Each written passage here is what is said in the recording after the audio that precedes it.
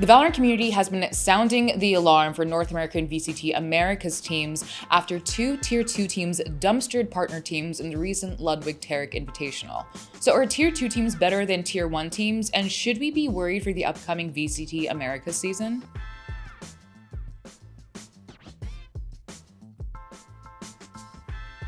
It has been a long time since I've been on here covering Valorant esports, but y'all should know the drill anyways. Hit that like button, that subscribe button, and ring that notification bell for me.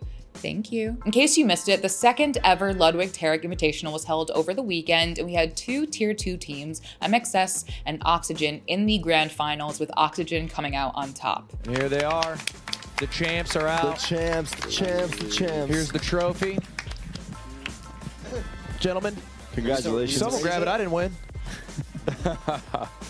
There we go. Now, this tournament is where I'm sure a bunch of you met absolute stars like Redux and Verno for the very first time. Dash in. Ooh, oh my goodness. Oh! Shot. Oh my God. This is also the tournament that saw 2 Tier 1 teams, Cloud9 and 100 Thieves, be defeated by Tier 2 teams. And do you know what that means? That's right, folks. It's time to play We Pretend It's Doomsday for the losing teams by taking these results too seriously. Let's take a look at our contestants. Already, we have the Cryocells as bad squad, firing very strong, working in tandem with the Boostio as a fraud group. But watch out, it's the C9 Sucks stable hitting their finisher. And look at Randy Orton slithering. Watch out, watch out, watch out, watch out! I've been gone for months. I had to get like one wrestling reference in here. What did you expect? All jokes aside, many fans and just plain viewers alike have come to pretty damning conclusions about certain teams, based on an invitational with 4 teams and no points at stake. An invitational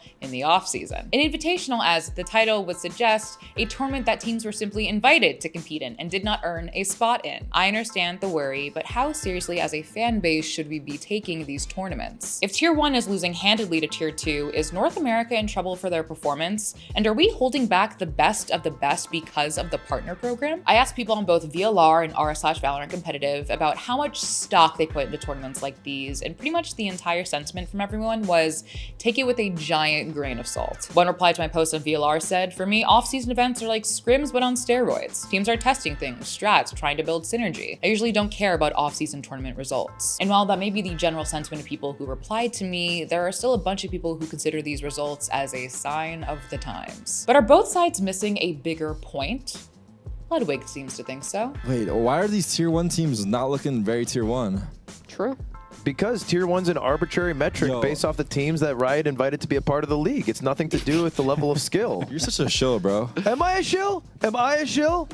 That's or am crazy, I speaking dude. facts? Beyond how arbitrary tiers as a measurement are, the Valorant community has constructed this idea that Tier 2 is worse than Tier 1, that the reason players are in Tier 2 is because they are not as good. Tier 1 are just organizations Riot invited to be a part of the partner program. There is no further requirement for their staff or players to be at a certain level. And you might be thinking, well, since they were invited, shouldn't they be attracting the best of the best talent-wise? How can Tier 1 not be better than Tier 2? Well, there are only so many spots for players in the Americas League. This is exemplified by the plethora of talent in Tier 2, BCJ, Flya, Nismo, Koala Noob, Scuba. I'm sure if there was room, they would be at the top. The idea of a Tier 2 inferiority exists because we have made it exist. It is a construct by, and in some ways, for the community. Another thing to remember is that there's essentially been a drought of Valorant esports since August, so people are willing to jump to conclusions after a single tournament, despite the fact that there's only a small sample size of matches. Why, when Sentinels competed in the Africa tournament recently, did some people take that as the ultimate supreme 100% accurate litmus test as to how Sentinels would do this year? Because there has been nothing else to watch. Of course, there has been game changers, but that is a completely different story.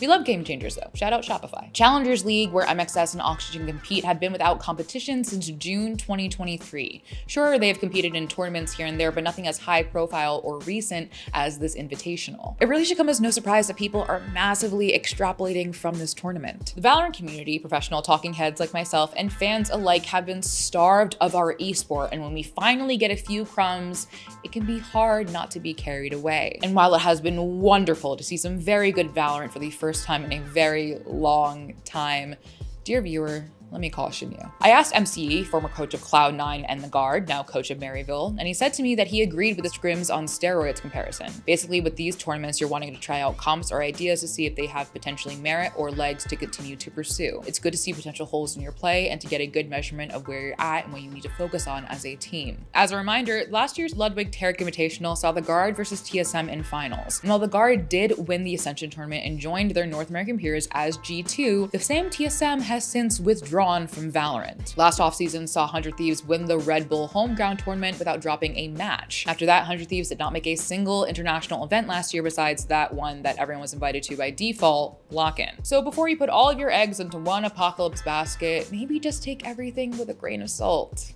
Maybe like a whole bag of it. I also asked Scuba, the winner of the most recent Ludwig Tarik Invitational, and he echoed that it is a good place to try things out and iron out mistakes before the season starts. Not as serious as league matches during the season because the ultimate goal for most teams is to either make champions or ascend out of challengers, but to my experience, everyone is still trying their best to win. So instead of all doom and gloom, 100 Thieves is washed, pack it up, or drop this person, maybe, just maybe, reframe your thinking a little bit. It's not all doom and gloom, nor is it a sign of things to come. People are just saying that it's just off-season events. I feel like they're coping hard because we beat their favorite team.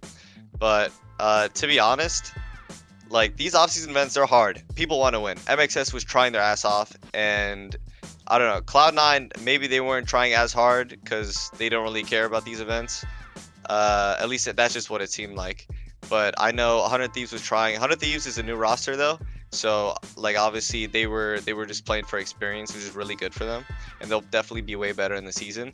But if we go back to like the Sentinels LAN, for instance, like G2, they just had a roster change. So I think a lot of these off-season events are kind of like just benchmarks and just like good for like LAN experience and things like that. Because of what I said before is how the professionals view these tournaments, maybe, just maybe, you should view it like that too. If you're worried about the deadlock pick, just remember, scrims on steroids. Just relax, grab a tea or whatever pre-workout makes your heart go a million miles an hour, and just get ready for the VCT, which was literally just announced to begin on February 16th, so get ready. I have a feeling it's gonna be a good year. I cannot wait for the VCT to come around. You have no idea how excited I am for the VCT to come around. To go VCT. I love Valorant esports. I'm so excited. Can February 16th come here already? Yahoo! That's my song. Woo!